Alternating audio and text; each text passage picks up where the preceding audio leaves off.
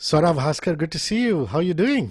Hi, I'm doing very well. Good to see you as always. How have you been coping with all this lockdown, pandemic, and things like that? Family doing all right, healthy? Most important question. Yeah, everyone, touch wood, everyone is healthy. And I have been very privileged and lucky that I have been actually able to come home in the pandemic. So, in the middle of the pandemic, I spent the first 45 or 50 days of the lockdown in Bombay. And then actually, I was able to get permission because my mother had fractured her shoulder. And I Ouch. was able to get permission to drive from Bombay to Delhi because of the medical emergency. And it was bizarre because I didn't know how long I'd be in Delhi, and it was just as well because I've been here for more than 3 months now. But I brought all my pets, so I came with 5 animals: one dog who you might be able to see over there, and four cats. So it's been great. I've been at home ever since, and I'm so happy to be home and with my family. It's just I think that family just gives you such a sense of relief. Being with the people you love and are close to, it's just the best. So I have no complaints. I know, and I know that this family is very scholarly. So I imagine there are lots of new books for you to read now that you're going to be spending Yeah. some time there. I'm trying to develop my reading habit again. And as you can see in that corner, that's my list. That pile is what I have to go through. So I've only begun on the top one right now, but I have that whole pile to go through. Nice. Listen, Flesh is of course brilliantly made, but it's also very, very disturbing. And for somebody who's watching it, and I ran through 3 episodes of it, I can't help but be impacted by everything that it speaks about. And I'm just watching Absolutely. it. You're living through it, right? Yeah. So it's obviously something that emotionally must have been a little tough for you to go through. Your job as an actor, you've done great, but emotionally, it couldn't have been an easy ride.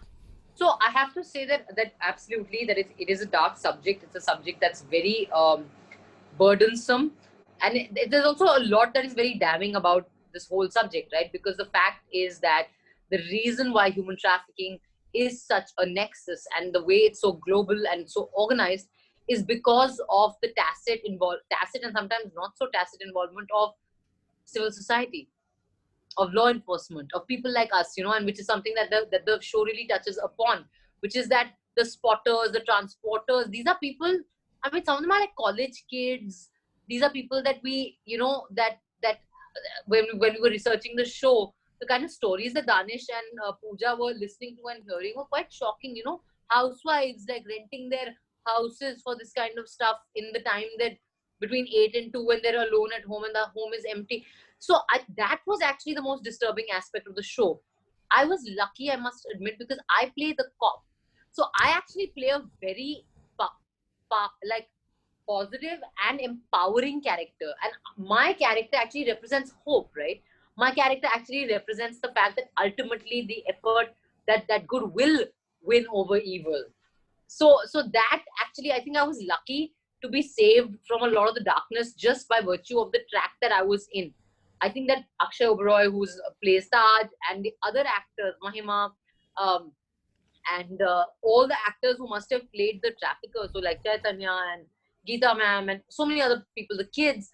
So I think that it's a darker and harder show for them, and also for Danish and the director. I think that he really must have been he. We had a joke by the end, we were like, Danish needs therapy by Yeah, at the I'm end of this sure. show, because yeah, I mean, no, really, because like the kind of things you're dealing with, and you really have to get into that dark space. I don't know how Akshay is feeling. I haven't had a chance to speak to him, but I'm sure he kind of needed to find a way to get out of where he had gone as well. Yeah, and I would be disrespecting you and your abilities as a performer if I compare you to another actress.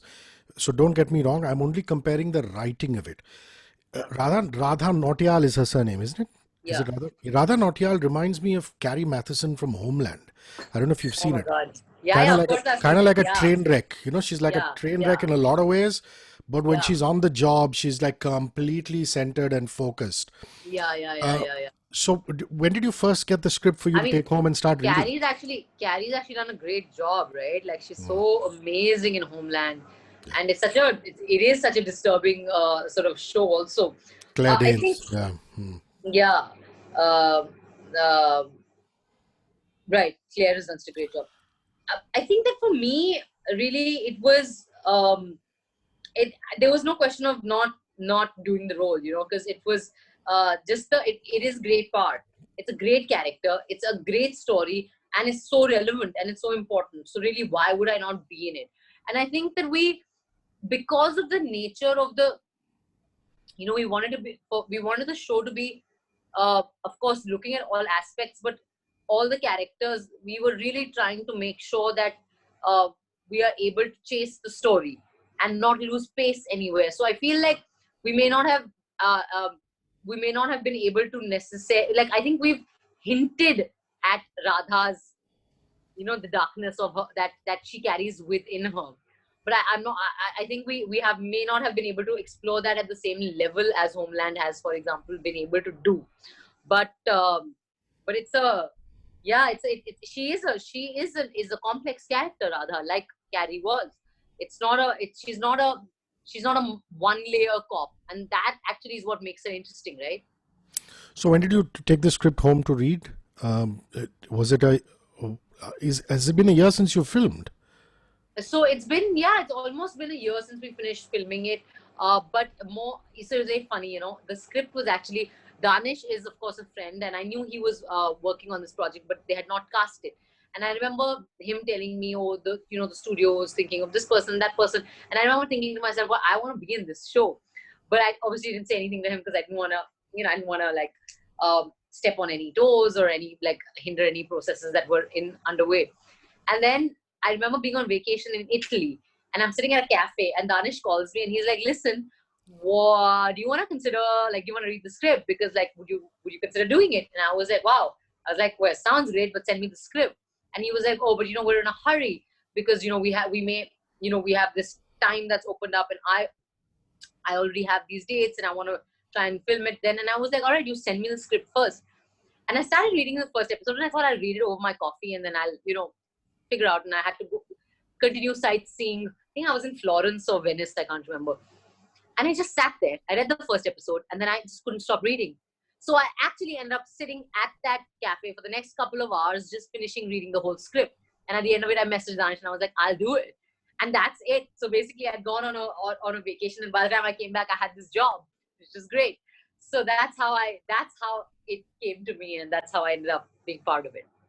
So do you? I mean, you obviously have to spend a lot of time with the director, but did you get to spend a lot of time with the writer too? Because Pooja, if I remember, does all the writing for Sriram Raghavan's films, and some of the stuff that they've put out together is quite Yeah. amazing. A very noir kind of crime kind of writing, Yeah. which I kind of fancy. So did you spend a lot of time with the No, writer in this I one? actually didn't. I did not actually meet Pooja at all, unfortunately. But I think as actors, really, because the medium is such that we're really servicing the vision of the director. So there is a much closer communication with the director. I'm taking all my direction and instruction from him. So I didn't actually end up meeting Pooja at all, but I do need to. I have to speak to her and tell her what a wonderful world she created, and wonderful meaning in a dark, awful way, but very very interesting and so on. But no, I spoke mostly to Danish, but I think that Danish also had a very acute sense of, and he'd been, I think, involved in the writing in a fairly detailed manner. So he had a very acute sense of, what we were trying to do. So it was good. And was it always titled Flesh, or was that there was a different working title? Because it's like really in the face. It is in In your in face. a way, in a way, it's supposed to shock you because the subject is shocking. We all need to be shaken out of our slumber to understand. Like you said, civil society is hand in glove with this. But was Flesh always it? Flesh was always it.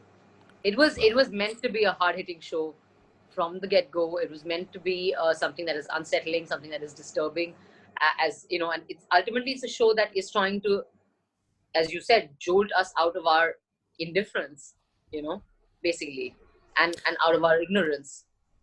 I know it's a terribly cliched question, but I have to ask this because uh, you're not playing a run of the mill part. You're playing a lady cop in a human trafficking department. There haven't been too many parts in which there's been such a fine defining of the role of the cop. So did you at all hang with a lady police officer? Absolutely, I did. I actually met a whole bunch of not just female but also male police officers because I wanted to have a good sense of this world because I don't know any cops. Like, Yep. I didn't know any cops close enough at that point to sort of, really know anything about their lives. Like, at least, like, nobody in my family is a cop, nobody, like the kind of thing that you don't grow up in that world. So I started meeting a whole lot of cops. I met men, women, I met IPS level officers, I met state card officers, and I basically would chat with them, not just about cases and trafficking, but also just about general stuff like, their lives, their routines, what are their the challenges, what are their perhaps other aspirations, what they want to do after their work, what, stuff like that. And it was very interesting because I actually found across the board a frustration with the fact, and a very particular frustration, that they work so hard and they risk their lives to, catch criminals. And so often the system gets manipulated by criminals, or upar se call aa jata hai, some, pull, some neta, some whatever, and the person who is the criminal gets away. And the manner in which the loopholes in the system and the law get exploited by the criminals, that was a very real frustration.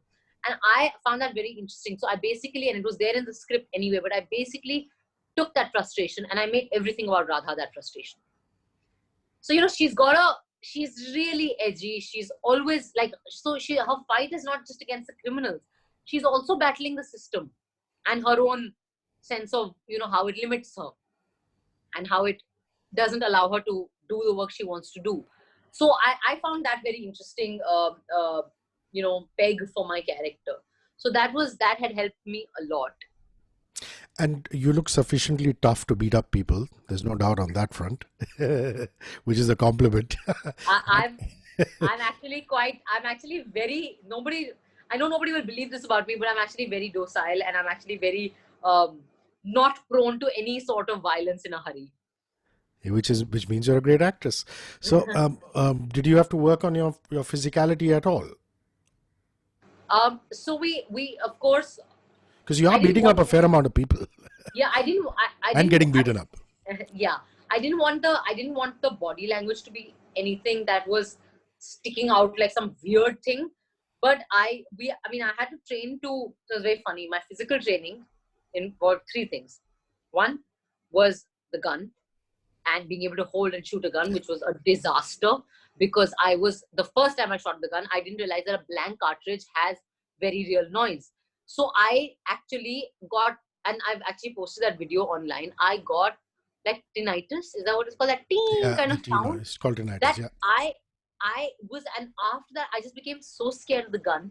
And every time I shot, I'd be like, so Danish was like, what are you doing? Like, what is happening? And I was like, I hate this gun. So it became a standing joke on set, and he came up with a name for my action alter ego called Fatto Appa, who doesn't know how to chalao the gun, but she's in the police force. So there's a parallel film that Danish and me are making in our heads, Fatto Appa and her action.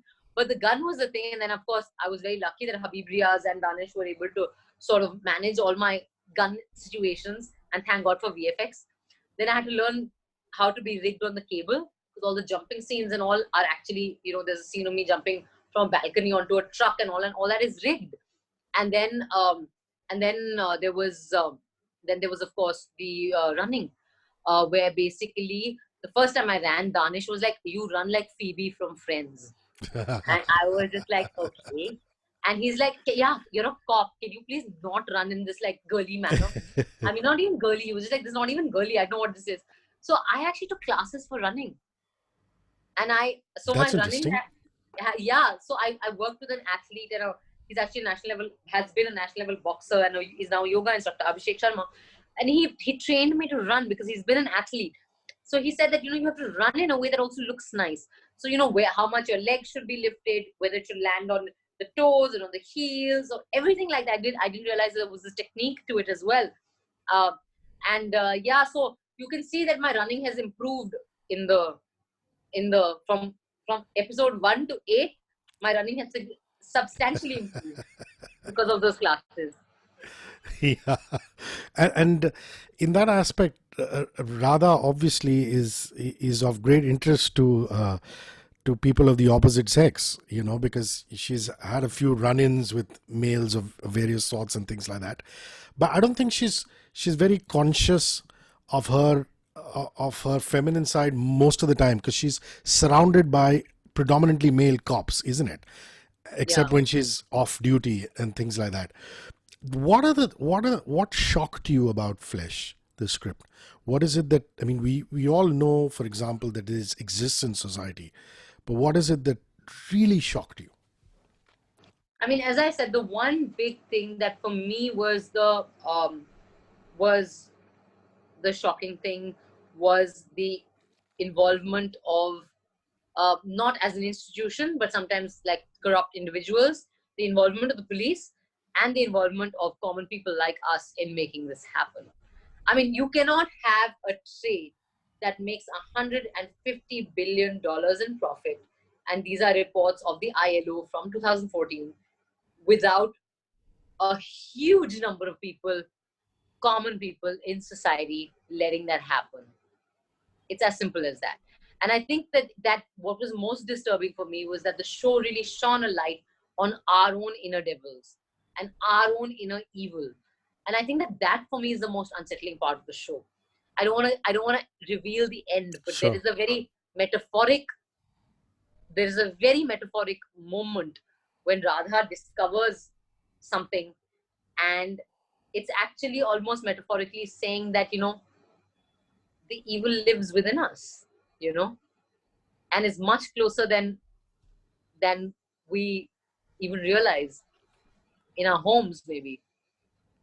Let's talk about your co-actors. I mean, I've seen only 3 episodes, so I don't know where your track with Yudhishthir progresses, but there is some kind of compassion that is flowing, because he feels he's able to trust you, his character, Yeah. and Yeah. you don't know what to make of it and things like that. Then there's also Vidya Malaude, and then there is this boy who is Naman. I don't know the actor's name. What is his Yeah. name? Siddhant Behel. Siddhant. Yeah, Yeah. Siddhant Behel. He's a So great just actor a actually. yeah, so just a little bit about your co-actors, and where did you film predominantly in Bombay as well as Calcutta, or just in Bombay? So we shot in Bombay and Kolkata, and of course, I mean, as I said, that I think that, the best thing about the Flesh, amongst the one of the best things about Flesh, is the performance and the performances. There's some absolutely stellar actors out there who've done like a fantastic job. Of course, Yudi and Vidya ma'am are both experienced actors. I think Akshay Oberoi has just knocked it out of the park in terms of his performance, and you're on the third episode, so he's just entered, Yeah. and now he begins to play a very, very major role in the show. He's absolutely knocked it out of the park. um, Mahima's done a great job, who's the girl Zoya who's got kidnapped. But I think for me, the real I mean, Akshay was tremendous and absolutely a standout performance, but I also thought that the supporting roles and the supporting parts were just played to perfection. So, for example, the boy who is the boy who plays Viju. He's an actor who's done mostly Marathi theatre, called Chaitanya, and he's done a tremendous job. There's Geeta Sharma ji, who plays Jaskirat, who's a Sadarni, who has a who's out to get revenge. She is absolutely brilliant. I think the kids who've played Ludo and a lot of the other traffickers have done a tremendous job. Shashi Verma has played a very endearing cop, the Bengal police cop, Kolkata police cop. Bond, his name is Bond. He's done a great job. Uday Tikekar has done a wonderful job with Shubo. There's the actor who's played BB, Brahmanand Barot. He is uh, also done absolutely like stellar job. And there is Rahul Datta, who plays actually Simon, and he's a Kolkata-based actor who is so disturbing and so dark that it's just scary. So I think that all the actors, and then of course Bhairavi and Ketan, Kavin, who you've actually only seen in comedy so far, Kavin Dave, and he's Yep. now actually playing a negative part. So just stellar performances all around, really. And I think that that's what makes the show so eminently watchable, is that everyone's just done such a good job. At any point, did you turn around to your director, turn around to Danish and say, maybe you should tone this down? Because nothing really is toned down about the show. At any point, did you say, this scene or this part, can we tone it down? So because my track actually doesn't involve as much crime taking place in front of me. So because the cop is really, she's got a separate world, right? She's on a separate track. But we did discuss it, especially in the children's track, and of course Danish, and we were all very conscious of that. And I think that we've shot a lot of what was shot with the kids is actually cheating. So even the scene where you're playing something on the television, the kids are actually watching anything. They're being told that, okay, look shocked, look like you're vomiting, look just, very mechanically we've taken them through that kind of stuff. I think that Danish was also very conscious when he was shooting of the fact that we're shooting with children. So we have to be careful about that. And he's a father himself. So he's very aware, and he's a sensitive man. So I think that they were very conscious of all that. I didn't need to tell him to tone anything down. I mean, I told him, why is she just running so much? Because there were like about 100 chase sequences. And I've noticed that they have not all made it to the edit. So now my next question to Danish is, why was I spending all those days running? If you were not going to... and training to run. And training to run. There was, literally, the Kolkata schedule, I was only running. In Calcutta. Run, Forrest, run. Yeah. So listen, what's a skill you picked up in lockdown? Is there anything that you worked upon? Some people are, picking up new software. Some people are cooking more. Is there anything you picked up? I can't bear these overachievers, No, I have learned nothing in the lockdown. I have just learned that I know nothing. I've learned about my own ignorance. And I've learned I adopted a pet 2 days before the lockdown. I've learned to take care of him and bond with him. But that's really all I've learned. I tried to bake a couple of cakes. They were so horrible that I vowed never to bake again. And so I've tried and given up on many skills. And now I'm just waiting to get back to the one thing I know how to do, which is acting. Cannot wait for the lockdown to end and for me to get back on set. Well, all of us who have a lot of love and admiration for you were really happy yesterday when, the Supreme Court turned around and said there is no reason for her to be hauled up for contempt of court at all, How do you handle all of this? I mean, do you never go to sleep at night thinking, oh my God, I'm fearful about consequences? You're outspoken, you're extremely strong. There's a lot to admire in that. But there's a part of me that asks, isn't she sometimes photoing, sometimes wondering of consequences? I know when it affects your family, all of us, that's when we really wilt. So tell me about that. Tell me about all these, how you face that, the fear sometimes. Well, of course, there's a first with everything, but this is not the first time that this happened. So I have been prepared, but I have a theory, which is that, and I've decided that I will not allow speculation to turn into anxiety. So because I think that a lot of our worries and fears and anxieties come from a place of speculation, so I've really worked on that, and I also I have actually really cultivated a very clinical approach to things like this, where I'm like, all right, forget the panic for a second. We'll deal with it when it happens. But right now, let's talk about what can be done, what has to be done. So just trying to break it down and deal with it like tasks. And I found that has helped me a lot. Of course, my parents are very, very worried for me often. And that is a hard thing because, I don't like doing that to them. And I don't like being the reason for their worry. So that is something that I often keep, and I also keep telling them that, you'll also have to now cultivate like a stronger, not getting so worried, not giving into that parental instinct of worrying. But other than that, I just want to, I'm very grateful for the fact that it all turned out okay. And I'm grateful and I'm happy, and don't know if I should say anything more on that because sure. Don't know if that's ended yet. I don't mean this in a sleazy way, but just out of pure curiosity, what does your tattoo mean? The one here? This is the sun god. Like Surya Bhagwan. as in Madhubani folk art, because I went with I went to get this with a friend of mine, and I was like, so what are you getting? And she's like, I'm getting the Aztec god of courage. And I was like, no, I'm sorry, Aztec god of courage? Like, really? What's his name? And she was like, oh, I don't know, but it's a great design. And then I was like, this is ridiculous. I want something that I know, like, that holds a value and a meaning for me. So I basically, my mother's from Bihar. So Madhubani folk art is Madhubani one art. of big forms of folk art from Bihar. So this is the sun god, and he's really cute because he has a mustache. And then I have the moon. I have all the phases of moon here. So it's my cosmic energies are balanced. I'm quite a tattoo. I've been stopping myself from getting any more tattoos because it's a pain to cover up when you're shooting. Yeah, because that's my next logical question, because filmmakers are going to turn around and say, get that covered with makeup. So we do have to spend a lot of time covering it up. What's on your phone? What are you listening to? What's the kind of music that you're into these days? Oh God, I know that it's not your genre. I mean, it's not what you play on your show, but I have been listening to Nusrat Saab non-stop. I don't know how. I've always been a Nusrat Saab fan, but I have just gone back. I think in the pandemic, you're just going back to the things that are familiar to you and old favorites. So non-stop Nusrat Saab and occasionally Beatles.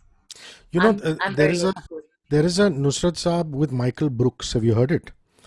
So there's this singer who functions out of Bath in the United Kingdom. His name is Peter Gabriel, and Peter Gabriel runs a record label called Real World, and he got Nusrat Saab before he passed, obviously, along with a acoustic guitar player called Michael Brooks. Oh. So if you look on your phone and I'll check it out. Nusrat Saab and Michael Brooks. Okay, I'll check it out. There's some very interesting fusion since you're into a Nusrat phase. Yeah, I'm absolutely into a Nusrat phase. Do I get to make a song request on your show? Of course you do.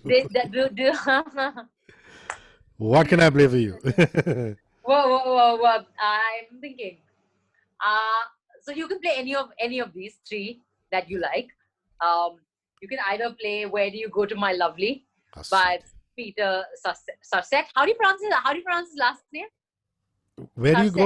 Right? Yeah, Sarset. Yeah, correct. Yeah. Sarset. Yeah. So either that, "Where Do You Go to My Lovely," or "Free Falling," which I love. Tom Petty, John Mayer. No, Tom Petty. Okay. Tom Petty. Any of these, whichever is okay for you. And what's the book that stunned you? The last one you read? So I've going through. I feel like the current world is there's so much that is bleak and scary and speculative and anxiety filled.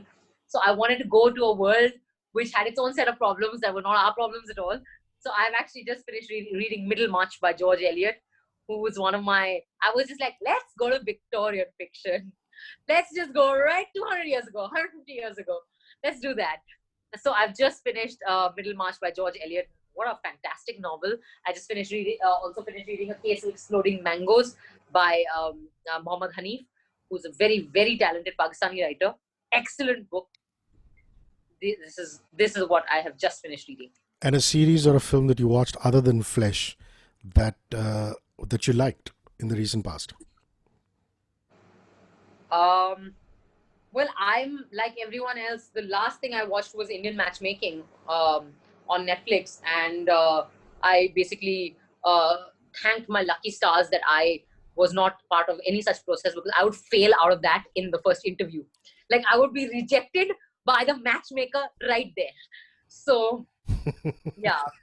So, how do you take on speaking engagements? I mean, everybody wants a piece of Swara Bhaskar. I mean, I'm sure you get invites to 2 webinars every day, if not. I don't do any. But 8 or you don't do any, huh? I haven't been doing anything that is not related to.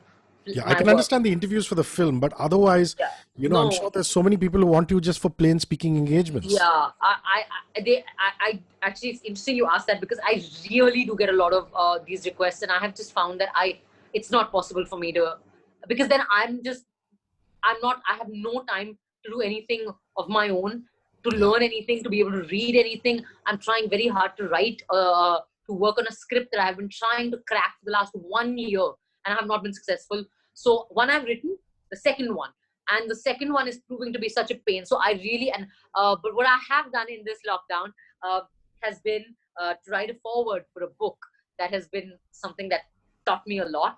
And Nice. and I've managed to finish one script, and I've I think by by Diwali I would have cracked the next one as well. So, is the book out already? Can you talk about it? Is it a spoiler? I mean, who's forward? No, Who's no, I can written? talk about it. It's announced. It's called. So it's a book actually very interesting that HarperCollins is doing, looking at a decade of protest in India. So Oh, it's interesting. looking at civil society protest in India between 2010 to 2020 or 19. Hmm. And it has a lot of it is just speeches, open letters that people wrote that were part of these various movements. So everything that's actually in the public domain, but they've done a very nice compilation. And I had to write the introduction for it, which was very interesting because I've also, in the last 3-4 months, I was 6 months now, we're in August, keep forgetting. You know, my head is stuck in March. My head is basically still Yeah, in for a March. lot of us, I don't blame you. For a lot of us, that's the way it is. I mean, it's just a blur. Yeah, Think it's a you're blur. not. You just, Yeah, it's I just a can't blur. believe 4 months have gone. But because I was part of the CNRC protests as well, so it was a very interesting process. The book is called Inkalab, a decade of protest in India. And I think it'll be out in September or October. And the script you've written, is it a film script or a series script? And are you going to producers with it? I'm hoping, yes, no, I'm actually hoping to produce it myself. So one is a rom-com, it's a film, and the other is it's a biopic of a con woman. Interesting. You think it's a little overhyped when people say you're outspoken, and you are always ready with a quotable quote. Did you grow up like that? Were you always the one in school or college who gave the quotable quote, or who was considered outspoken? I mean, I don't think any of us thought that just being straightforward and honest about what you felt was going to sort of give you the label of outspoken, because Outspoken. I came, because you're not so self-conscious, right, when you're growing up. But I think that I have to. It's again very pertinent that you asked this. I'm beginning to hate this label. Like, I don't even know what it Yeah. means. I'm always lying about to people about, from in film screenings and all, about what their film was. Like, I do that very well. I don't give views where they are not, I feel, relevant to a greater, larger good. I never comment, I never give negative reviews to films. If I don't like it, I don't say anything, or I lie. I'm sorry, I have no problem in telling you this, that I lie. Because as an actor, I know the kind of work that goes into making a film and into people's performances. And even if it has failed to achieve what it tried to do, there is an effort there that I know because I'm from that world. So I never try to give like extra gyan or my opinion on anybody's performance or film or anything. Like, but the things that affect us as a society, as a world, as a people, those are the things that I feel the need to talk about. So people think I'm very critical and outspoken and all. I'm like, you don't know half the shit that I'm not saying. Mm. But Yeah. yeah, it's a slightly tiring label to carry around now, because Yes. everyone, that's how everyone introduces you. Oh, and we have with us the talented outspoken actor, the beautiful and outspoken, the outspoken. I'm like, if you murder someone and then a person says, oh, there was a murder yesterday, then you're gonna be like, oh, outspoken. But it's a fact. I'm just stating a fact. Ye hua hai. So when did we become a society where stating facts was being outspoken? That I don't know. There's a term that's used for you more than outspoken. It's called the bold, Swara Oh Bhaskar. Lord. The very bold.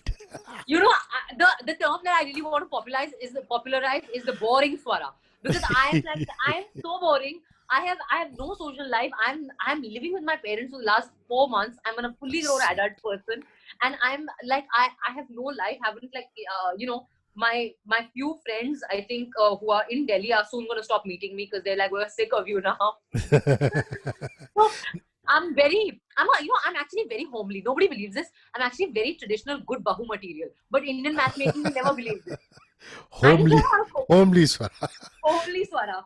No, This is but what I want to this is very insightful for me when you said that you actually would come out of a screening and you would hesitate to tell somebody the truth if they made a trashy film. I mean, I'm exactly like that, which is why I identify with that.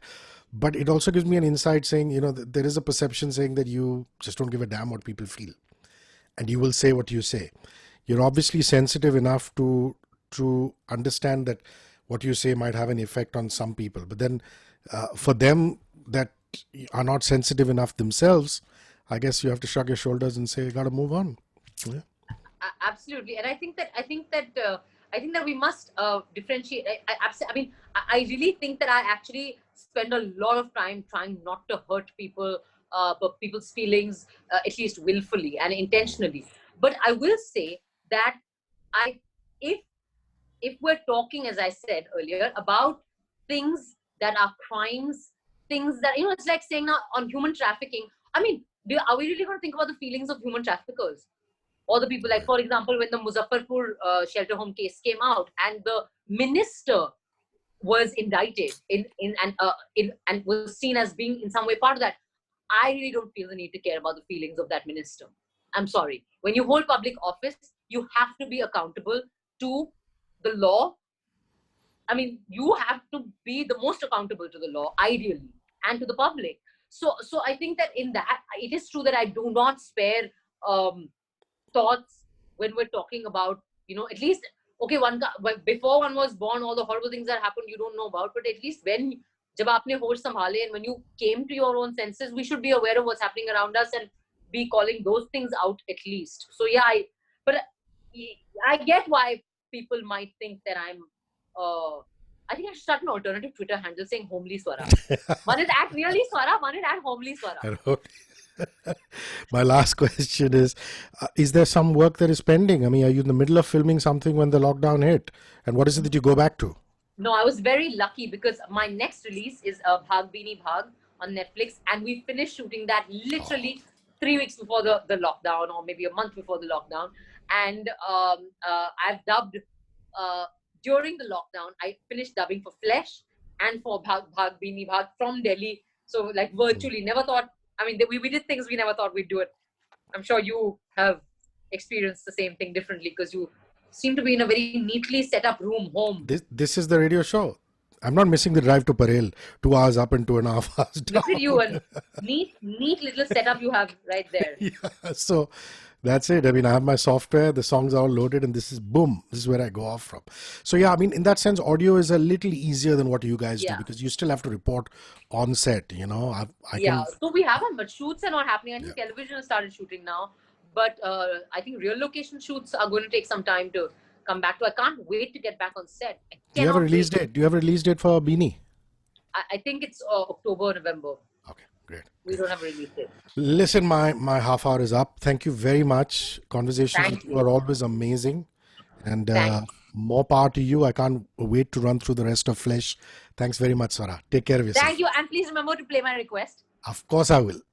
Yay. Bye. Thank you.